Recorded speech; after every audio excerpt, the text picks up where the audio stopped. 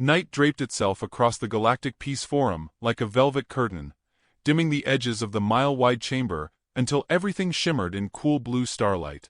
The senators of 200 alien species filled the rising tiers, their bodies shifting, humming, or pulsing with quiet anticipation.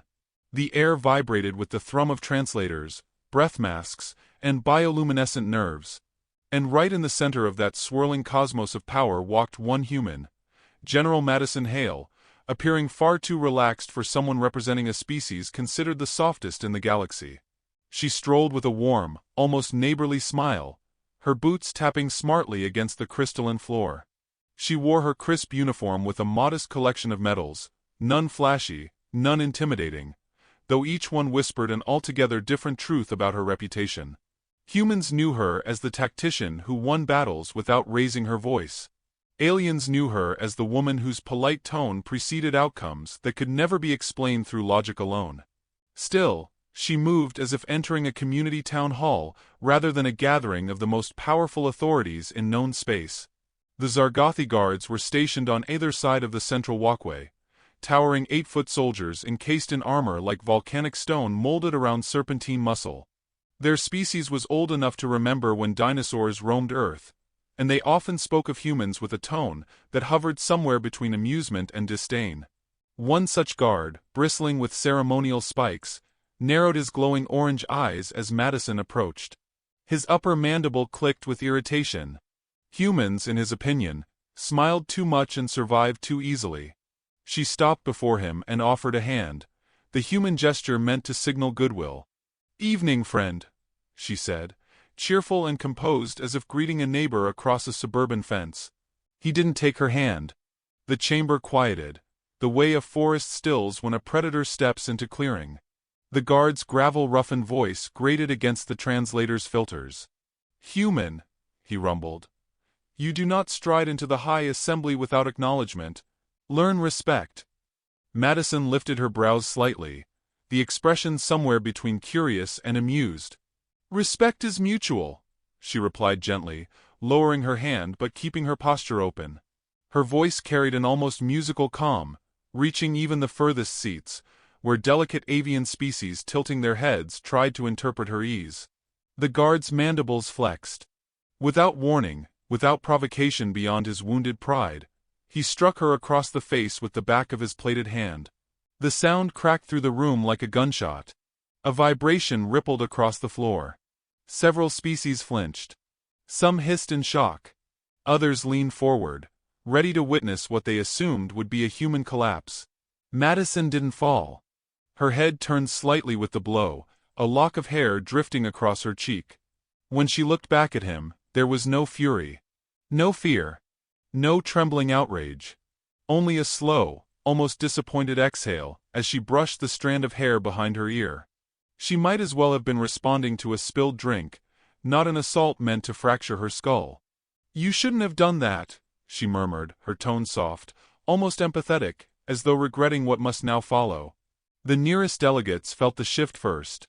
Something in the air tightened. Something ancient and subtle. Something predators understood instinctively. The Zargothi soldier straightened, misinterpreting her calm as submission. He didn't see her right hand move. In 3 seconds, everything changed.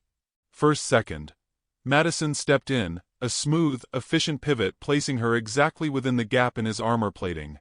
Second.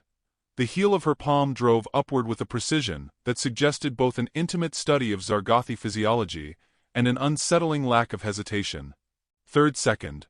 The sound of his skull collapsing inward, stone, cartilage and neural gel crashing together like a falling boulder, echoed across the chamber before his massive body folded to the floor. The chamber froze. Not a whisper. Not a translator's hum. Even the bioluminescent species dimmed instinctively. Madison stood over the fallen guard, breathing lightly, shoulders relaxed, as if she had merely swatted away a nuisance. She lowered her hand, flexing her fingers once. Then she looked around with a mild expression, her voice carrying the exact tone of someone gently reminding guests of dinner etiquette. "Now," she said, "if no one else wishes to strike me today, shall we begin?" The silence broke into ripples of alarm. A crystalline delegate gurgled in terror. A reptilian ambassador whispered to his neighbor. She moved like a smiling apex predator. Entire rows of senators leaned back from their seats. A few species who lived on low-gravity worlds fainted outright, sliding from their perches like startled birds knocked unconscious by revelation. Madison walked toward the central podium, her pace unhurried, her expression serene. She might have been strolling through a garden. Her boots clicked softly, almost politely. She made no attempt to defend herself or explain. Humans didn't need explanations. Humans only needed moments like these, quiet demonstrations of capability, followed by even quieter reminders of restraint. Yet beneath her calm exterior, a subtle current pulsed through her. She hadn't planned to start her diplomatic visit with violence, but she also didn't regret the necessity. The Zargothi had always believed brute strength granted superiority. Humans, by contrast, believed that strength used without purpose was wasteful. She had given the soldier 3 seconds. That was more mercy than most tacticians would offer. She reached the podium, placing her hands lightly at her sides as translators scrambled to interpret both her silence and her posture. Delegates shifted uncomfortably. The galaxy was suddenly, painfully aware that humans, small, fleshy, perpetually cheerful humans, could shatter armored skulls in the time it took many species to blink. Madison waited for the Senate chair to speak, but the avian figure trembled, feathers puffing. It squawked something unintelligible before attempting a diplomatic tone. General Hale, perhaps humanity may address the chamber. Of course, she said warmly, stepping forward. I'm happy to clarify our intentions. She paused, scanning the assembly with a measured gaze that mixed kindness with something far older, something honed through generations of conflict, endurance, and unfathomable adaptability. Humanity seeks peace. Truly. But peace cannot exist where arrogance replaces respect. A ripple traveled through the tiers. Some delegates nodded. Others hid. A few stared as if witnessing a new cosmic force. Madison continued, her tone as soft as ever. We extend friendship easily. But do not mistake ease for weakness. Another long silence followed, weighted with realization. Many alien species had studied humanity without understanding it. They catalogued the smiles, the jokes, the chaotic creativity, but not the instinctive ferocity lurking beneath centuries of survival on a violent cradle world. Madison let the silence settle before turning slightly, her gaze flicking toward the massive crystalline entry doors. A faint hum pulsed beneath the chamber, detectable only to those attuned to subtle frequency shifts. No one else seemed to register it. The senators focused entirely on her. But Madison's eyes narrowed, just barely, and her smile returned, a shade sharper, a degree colder, an expression no alien could misinterpret now. Something else had arrived. Something the chamber had not been prepared for. And Madison had known it was coming. The silence following the guard's collapse carried through the corridors long after Madison Hale stepped away from the podium. The Peace Forum had recessed into chaos, each species scrambling into its own pockets of interpretation and fear. Some wanted immediate war. Others demanded immediate surrender. And still others whispered questions that should have been asked centuries ago. What, exactly, were humans? Madison moved through the side chamber, with the unhurried grace of someone heading to a friendly neighborhood committee meeting. Her demeanor hadn't changed. Relaxed shoulders, steady breath, a faint pleasant smile. One would never guess she had shattered a soldier's skull with nothing but anatomical precision and mild disappointment. A trio of delegates followed her cautiously. The first was a jelly-like pulrin, whose gelatinous body quivered with each step. The second was a feathered ambassador, whose crest stayed locked in the upright position of permanent alarm. The third, a squat metal-skinned Granthian, stomped forward with the theatrical disapproval of someone whose species notoriously feared spontaneity. General Hale, the Granthian grumbled. Your behavior was unnecessarily violent. My behavior? Madison asked, sounding genuinely puzzled. He slapped me. You killed him. She nodded lightly. In self-defense. The pulrin shivered. Humans call that self-defense? Well, Madison said, pausing as a server droned past. Yes. If someone strikes you with intent to harm, ending the threat is normal. She accepted a metallic tray from the drone and gestured kindly. Coffee? All three aliens recoiled as though she were offering them an unstable plasma grenade. The feathered ambassador's crest nearly toppled from the force of her panic. Is it volatile? Madison blinked. Only before breakfast.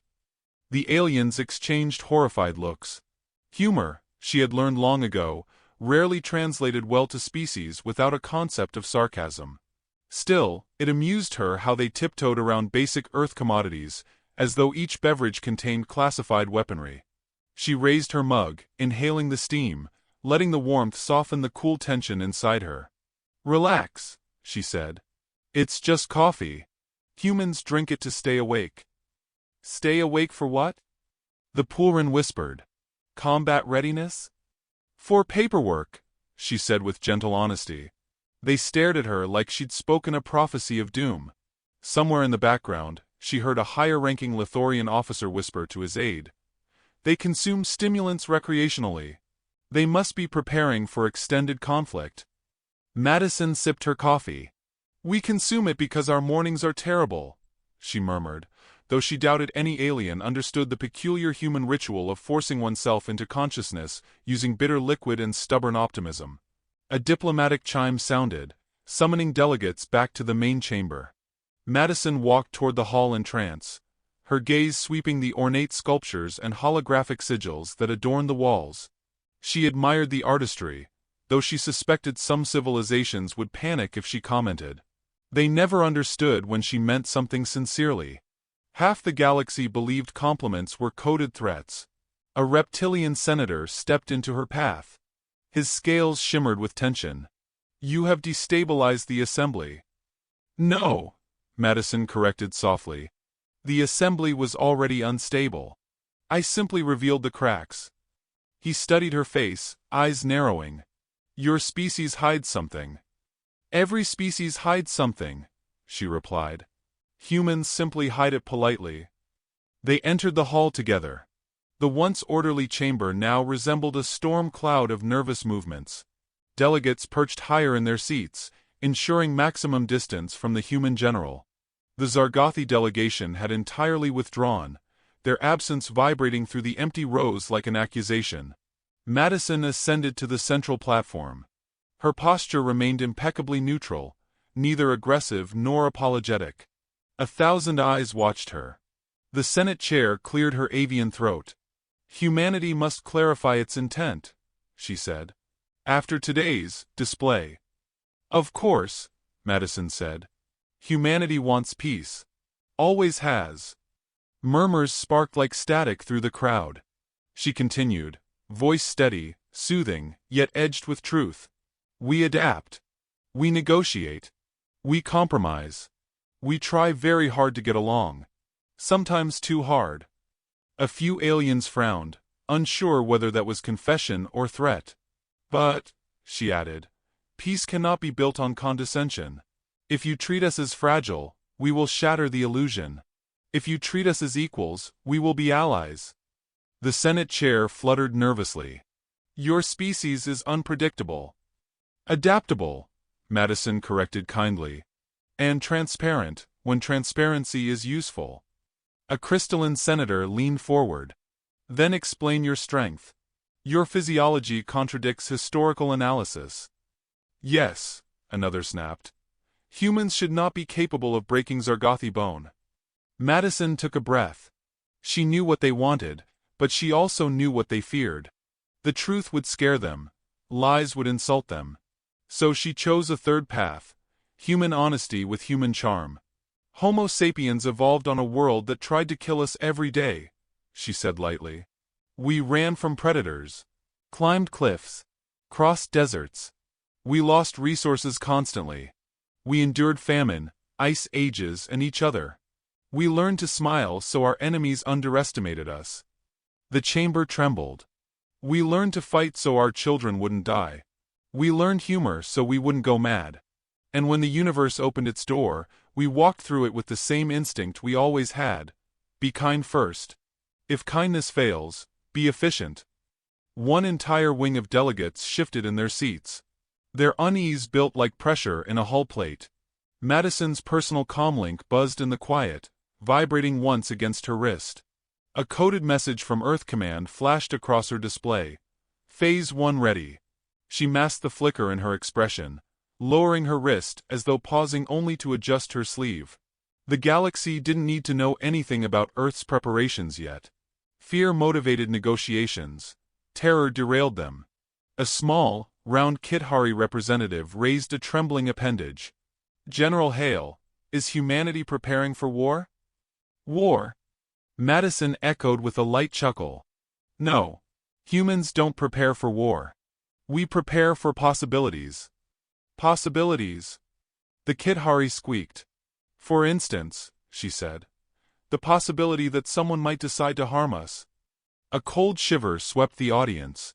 Madison watched them absorb her words, watched them reconsider everything they thought they understood about diplomacy. The shift she'd been aiming for, uncertainty with a shade of respect, finally flickered into existence. She might have let the moment settle, but the hall doors hissed open. A messenger drone zipped directly toward the Senate chair, chirping in frantic digital bursts. The chair's feathers flattened in alarm as she read the transmission. Her gaze snapped toward Madison. General, it appears the Galactic Emperor has issued a declaration. Madison's heartbeat did not change, but her smile thinned just enough to reveal she'd expected this. And what did he declare? She asked. The chair's voice faltered. He demands humanity's immediate containment. Madison inhaled once, slow and composed, every movement of her body controlled. The chamber watched her the way prey watches the first twitch of a stalking predator. She spoke softly, her voice calm as dusk settling over a battlefield. Well, she said, that's unfortunate. Then her comlink buzzed again. Phase 2 ready.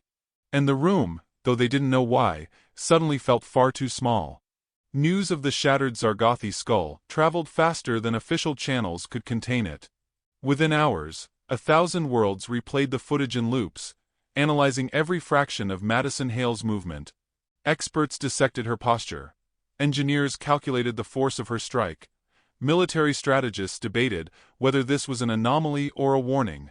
By morning, the galaxy had split into two schools of thought.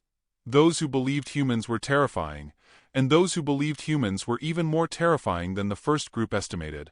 A broadcast from the Marin Consortium went viral. A scientist flailed 8 tentacles at the camera while screaming. She didn't even brace her spine. Humans are flexible murder plants. Someone remixed it with human pop music, which somehow made the galaxy even more afraid. In human space, however, the response was far more relaxed. Earth citizens sent Madison supportive messages. Some joked that she deserved a coffee sponsorship. One video showed a farmer reenacting the slap using a melon to demonstrate approximate Zargothi skull density. Madison watched that one twice, chuckling softly before docking her ship at a transfer ring outside Relix Prime. But the moment she entered the station's central corridor, she sensed the tension. Aliens pressed against walls to avoid her. Luminescent beings dimmed involuntarily when she passed. A group of insectoid traders froze mid-step, clicking nervously as she approached. She smiled at them, warm and human. They scattered like leaves before a wind. She tried not to take it personally. Mostly. At the end of the corridor, Captain Rhine of the Lithorian Guard waited stiffly. His crystalline wings stayed folded tight against his spine, a sign of extreme caution. General Hale, he said, bowing slightly. You requested transport? Yes, Madison said. To the Assembly's tactical wing. Rhine hesitated, then gestured her forward. Many believe you acted too swiftly. Swiftly?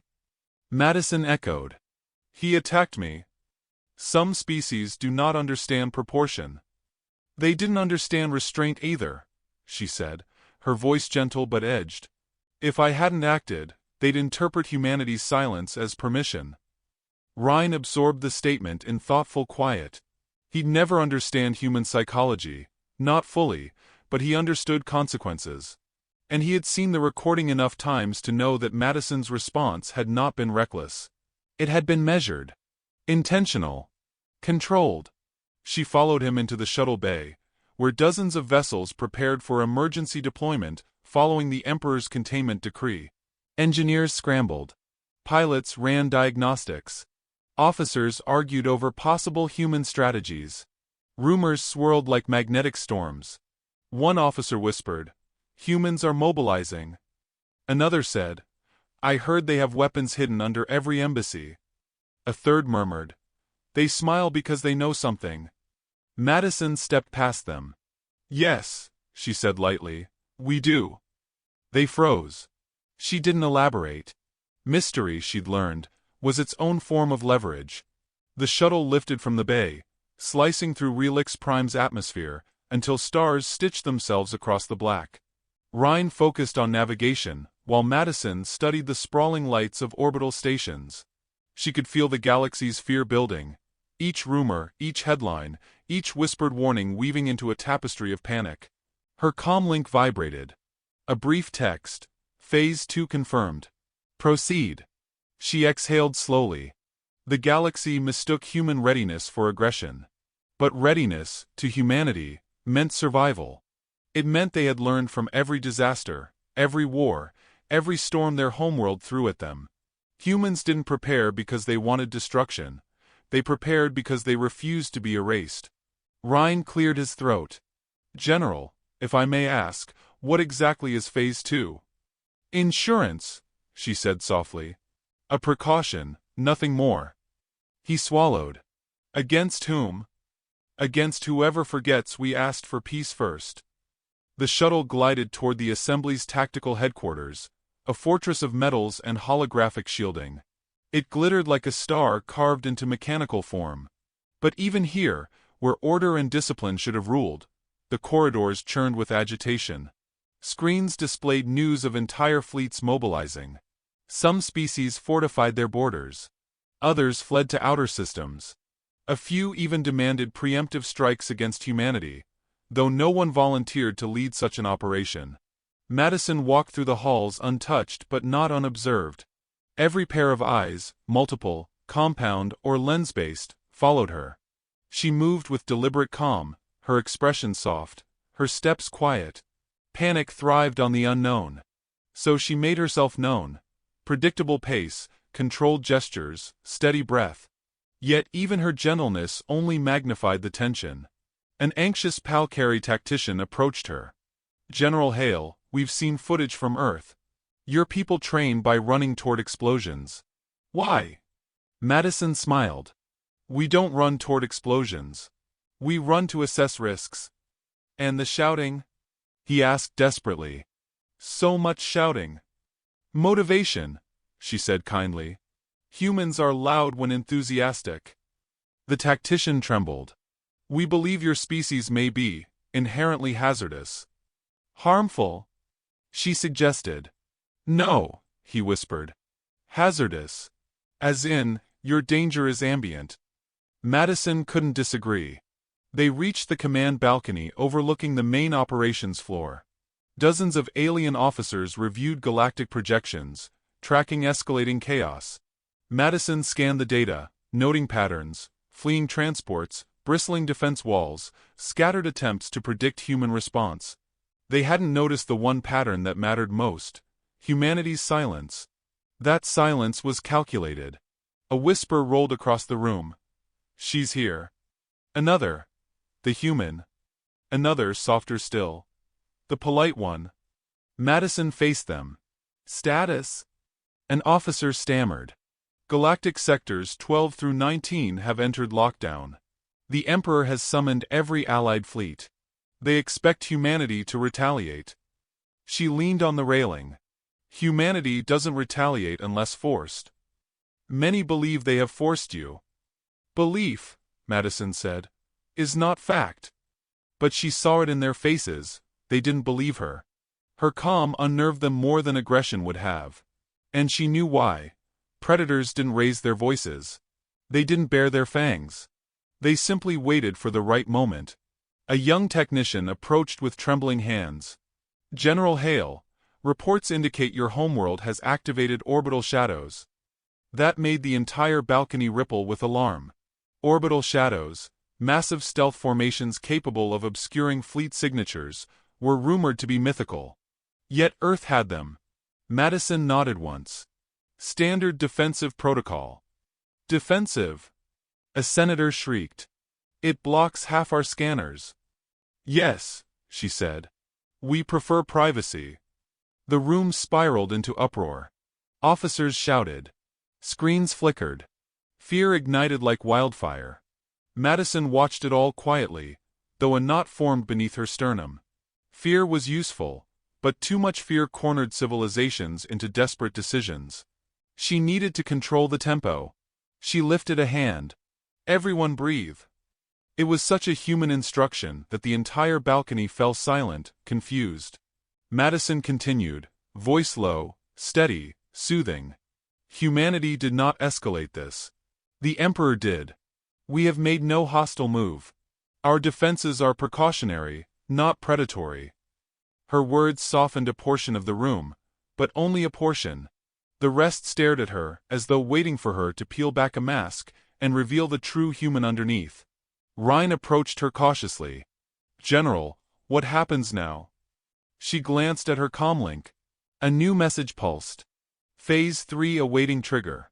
Madison inhaled, her heartbeat steady. Now the galaxy really didn't have room to breathe. Now, she murmured, we see if the Emperor intends to test us. And as she said it, the lights across the operations floor flickered. Once, twice, before a red alert swept the entire station, sirens echoing like the heartbeat of something enormous waking in the dark. Red alert washed the station in pulsing crimson, painting every reflective surface in a heartbeat rhythm that tightened the air. Officers scrambled to terminals, wings flared, limbs clicking, voices rising in frantic waves.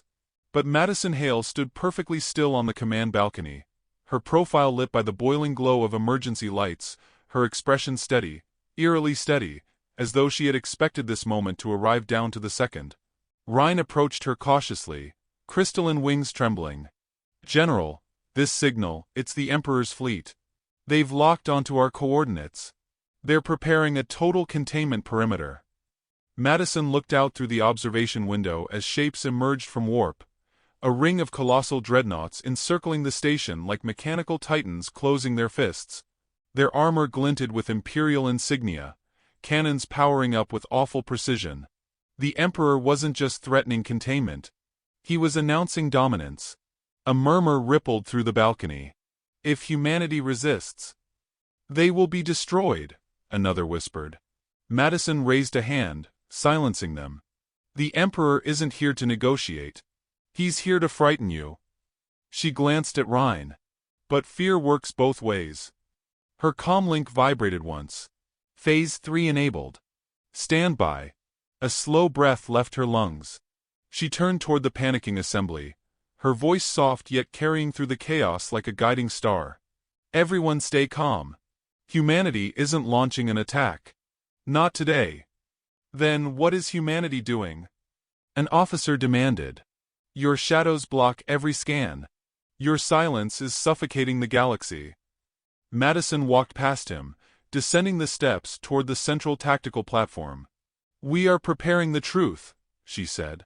And the truth is rarely loud. Before anyone could question her, a transmission forced itself onto every screen. An imperial broadcast, unmistakably the Emperor's voice, dripping with authority and wrath. General Madison Hale. Humanity.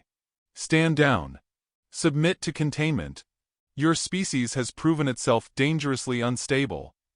The station vibrated with the collective gulp of 1,000 throats. Madison didn't flinch. Play my response through all channels. The technicians hesitated, then obeyed. Madison stepped into view of the holocameras. Her expression was polite, almost gentle. Your Excellency, she began. Containment is not necessary. Earth has committed no hostile act. Your self-defense killed my soldier, the Emperor snarled. Your soldier attacked me, she replied. And you know he did so under orders. A ripple of shock shot across the station. The Emperor's mask of authority cracked.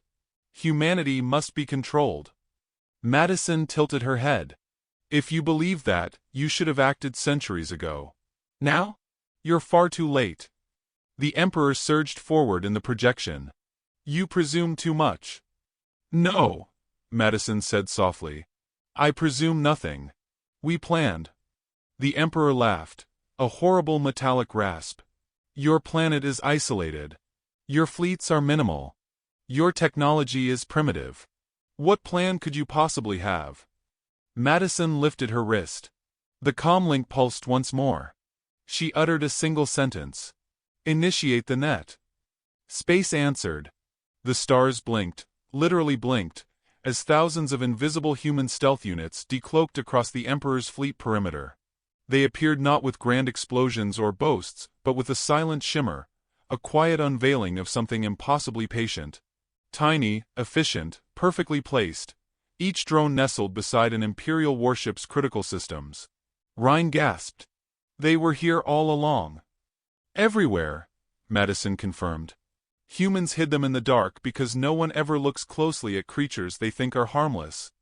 The Emperor's dreadnoughts tried to adjust formation, but the drones pulsed, sending precise electromagnetic bursts that disabled shields, weapons, engines, without destroying a single ship.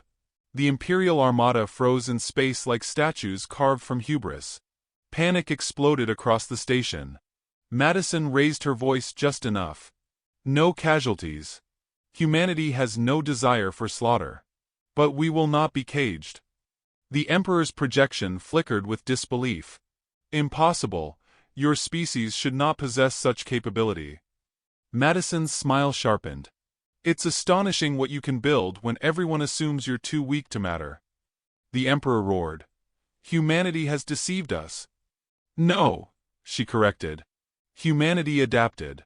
We smiled while you underestimated us. We offered peace while you sharpened knives. We let you see what you wanted to see. And now you threaten the Empire? He spat. Madison stepped forward, her shadow crossing the projection like a storm cloud. No. I'm offering the Empire its last chance. She lifted her hand. The drones surrounded each Imperial vessel with perfect synchronization, a halo of quiet potential. None fired. None attacked. But every being present understood that if Madison moved her fingers, the galaxy would remember this day as the moment everything burned. The Emperor's breath hitched. What do you want? Madison's voice softened, carrying the weight of history, and the calm of someone who understood exactly what she was capable of. I want you to stop pretending humans are fragile. I want you to recognize that peace is not granted to the strongest species. It is offered by the most disciplined. The Emperor trembled with fury, fear, and a dawning respect he hated. If I refuse? Madison held his gaze. Then you force my hand. And humans only need one hand. Silence devoured the room. The Emperor looked away first. It happened slowly, painfully slowly, but he bowed his head. The Empire stands down. Delegates collapsed into seats, overwhelmed. Some cried. Some fainted. Others stared at Madison with newfound understanding, as though they were finally seeing not a woman, not a diplomat, but an apex predator in a silk glove. Rhine approached her, all radiating through every crystalline facet of his body. General, you ended a war without firing a shot. That, she said gently, is diplomacy. But the moment of calm didn't last. Madison's comlink buzzed again, 3 pulses this time. A code she didn't recognize. She frowned, lifting it. A new transmission appeared, not from Earth Command, but from deep space. A voice, human but older, colder, edged like winter steel, spoke through static. Madison Hale. Stand by. Phase 4 has activated without your authorization.